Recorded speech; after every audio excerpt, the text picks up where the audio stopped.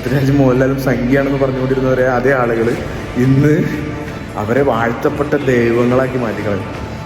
യാ മാൻ പൃഥ്വിരാജ് പുള്ളി.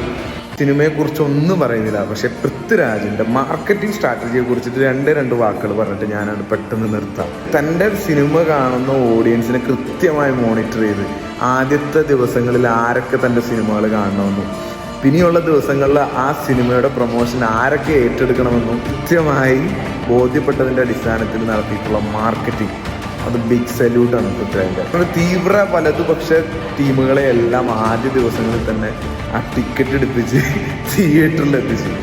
അതുവരെ കുറ്റം പറഞ്ഞുകൊണ്ടിരുന്ന ഇപ്പുറത്തെ സൈഡിലുള്ള റമദാൻ മാസത്തിൽ സിനിമ കൊണ്ടെന്ന് വെച്ച പൃഥ്വിരാജ്, മോഹൻലാൽ വർഗീയവാദിയായ സംഖ്യയായ മോഹൻലാൽ എന്നൊക്കെ പറഞ്ഞുകൊണ്ടിരുന്ന ആളുകൾ ഇന്ന് സിനിമ റിലീസ് ചെയ്ത് ഏതാനും മണിക്കൂറുകൾ പിന്നിട്ടപ്പോൾ മോഹൻലാലും പൃഥ്വിരാജും സത്യം വിളിച്ചു പറയുന്ന ആളുകളെ